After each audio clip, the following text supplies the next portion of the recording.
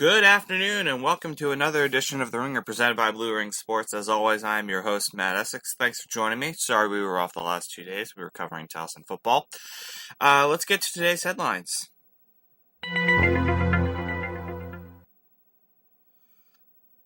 Last night, the Los Angeles Rams took down the San Francisco 49ers in Santa Clara behind a strong performance from Todd Gurley, who ran the ball 28 times for 113 yards and 2 scores. Jared Goff also had an excellent night, going 22 of 28 for 292 yards and 3 scores. The Niners fell behind early as Brian Hoyer threw an interception on the first play of the game, and the Rams capitalized, scoring 12 seconds into the game.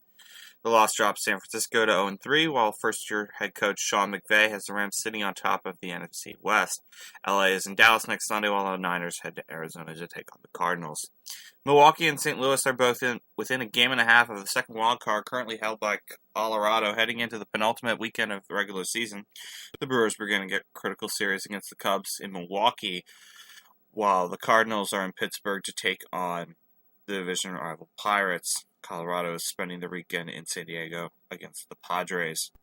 Over in the American League, following their disheartening sweep at the hands of the Cleveland Indians, the Los Angeles Angels of Anaheim look to keep their slim playoff hopes alive as they begin a series in Houston against Justin Verlander and the Astros. The Angels sit 2.5 games behind the Minnesota Twins for the second wild card. Minnesota is on the road in Detroit. Nebraska has fired athletic director Sean Eichhorst following the football team's dismal 1-2 start to the season, including last weekend's loss to Northern Illinois. Since Eichhorst took over, Nebraska has not won a conference title in football, and the hiring of Mike Riley hasn't paid off for the Cornhuskers, who again lost last week to Northern Illinois, a team they paid $820,000 to come to Lincoln. Rumors are swirling that Riley is in fact on his last life in Nebraska, and the school will look to replace him with either TCU's Gary Patterson or Mississippi State's Dan Mullen. Huskers back in action tomorrow against Rutgers. You can see the game live on Big Ten Network. CBS Sports baseball writer John Hyman is reporting that Baltimore Orioles attempted to lock up all-star third baseman Manny Machado earlier this season. However, Machado's representatives turned down that deal that was, quote, far away from what he was looking for. Machado, who is eligible for free agency after next season, is said to be looking for a Giancarlo Stanton deal north of $300 million, and Orioles owner Peter Angelos has indicated that he is not coming anywhere close to that deal.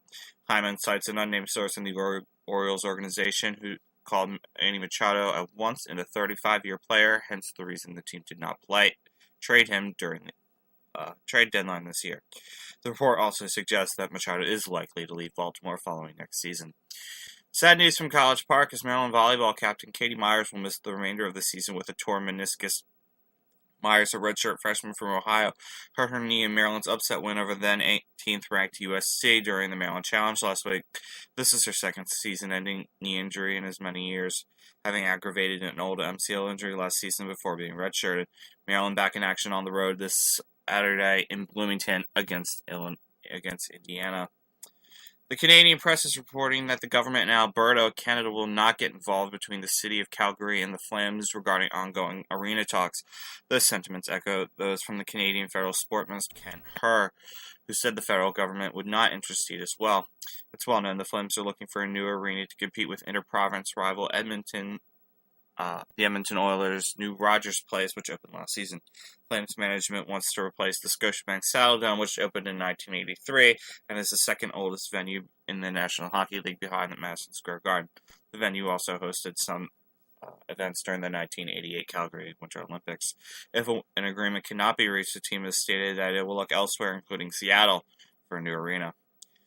NFL Players Association President DeMaurice Smith was unanimously re-elected to a new 3-year term set to expire in 2021. Also, the same year the end of the current Players CBA expires, setting Smith up to negotiate the next round of player-owner give and take. Smith also presided over the 2011 lockout when players remained away from their teams for 18 weeks from March to the end of July. During the 2011 lockout, in which players were absent, Smith said another lockout is likely to occur when the current CBA expires after the 2020 season.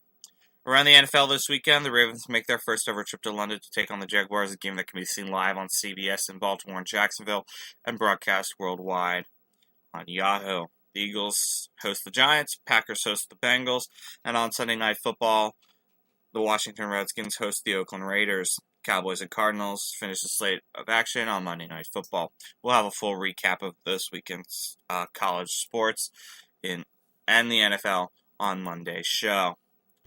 So today's topic I wanted to cover is Major League Baseball. Has Major League Baseball done enough to make the game more exciting? For years, Major League Baseball has been hemorrhaging fans, and it's not been getting any better. There was a study done that said the average fan was a 50-year-old white male. And so how are teams connecting with younger demographics? How are teams connecting with a more diverse demographic? How well has Major League Baseball done that? And so that's the topic of today's show.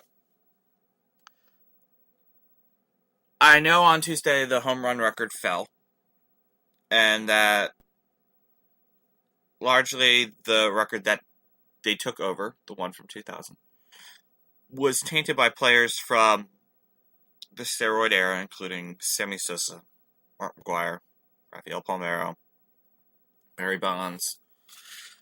So this record is likely to stand the test of time. But for how long? I mean, it's no secret pitching's not been where it's at the past couple of seasons. Strikeouts are higher. But as we've seen this year, so are runs. So is baseball more exciting than it was a year ago, or even a few years ago? I would argue, let's take the first side first. Let's say it is more exciting than it was a few years ago. I think it's a lot more interesting with the addition of the second wild card. Without the second wild card, both races are over. We're saying, okay, Cleveland's locked up the AL Central. The Washington Nationals have locked up the NL East. Pretty much a foregone conclusion. Boston's locked up the AL East. They have a chance to lock it up by Monday, depending on how this weekend's action goes. But with the addition of the second wild card, you've got Texas, the Angels, and Minnesota all fighting out for that wild card, making this week in baseball relevant. You've got the Cubs, the Cardinals, and the Brewers all fighting it out in the NL Central. So I think that's helped to make this game a little bit more interesting. And part of the argument that some people on the other side will say about why baseball is not so interesting is because the strikeouts, they're not scoring as much. Well, that's also impressive. I mean, there were times, I always hate to talk about one topic and then cross over into another, but do you remember the 2000 Orioles team? They couldn't score. I mean, the 2000 Ravens team, they couldn't score at all. But their defense kept them in their games. And they went to win the Super Bowl. That was impressive. And so, when you've got pitchers like Clayton Kershaw or Max Scherzer that can keep your team in the game. And, the Dodgers might win 2-0. That's not really exciting. But you see Clayton Kershaw pitch 9 innings of excellent baseball. That's interesting. And, baseball, I have to admit, I've seen a few different sports. I've never seen an NBA game, an NHL game live. It's something I'm in the process of trying to rectify. But baseball is one of the sports I like seeing live more. College football is another. The NFL, I've been there, done that. I prefer to watch it on TV. Cost of a ticket is insane. View is insane. For that, I could buy, 6-foot sub. So, if you go to a baseball game, the atmosphere is incredible. You've got, people cheering in the stands, people enjoying the game a lot more. And so I think when you say, is baseball boring? Well, if you're watching it on TV, of course it's boring. Who wants to sit through a 9-inning, 2-0 game? Nobody wants to sit through that. And so if you go to the game and you see Clayton Kershaw do this in person, you're like, wow, that's incredible what Clayton Kershaw did. And then at the same time, you also have these rising young stars that are making the game more fun. Aaron Judge, easily American League Rookie of the Year, but he's not the only one. Judge went on a tear earlier in the season and come back down to earth a little bit, but he's caught fire as the Yankees head towards the postseason. You've also got Cody Bellinger, who's, gone off for the Dodgers and single-handedly, probably helped them achieve the record that they had this year. You've got Trey Mancini, young outfielder with the Orioles. He's probably going to finish second in the American League Rookie of the Year ballot. I mean, Judge is going to win this, not even close, but it'll be interesting to see who gets second, Mancini or the Red Sox, Andrew Benintendi. And so you've got these young, bright stars, and not even just rookies. You've got young pitchers like Marcus Stroman with the Blue Jays, Kevin Gausman with the Orioles, Jordan Montgomery with the Yankees. You've got good young pitching coming up. And so baseball, I would argue it is and it isn't. So we said why it's more exciting. Now, why isn't it more exciting? I think the game has changed, and it continues to change. I don't think the pitch clock is going to help anyone. There's some pitchers who are more comfortable working, let's go. Mark Burley, when he would pitch, it's one pitch next. Chris Sale kind of reminds me a little bit of that.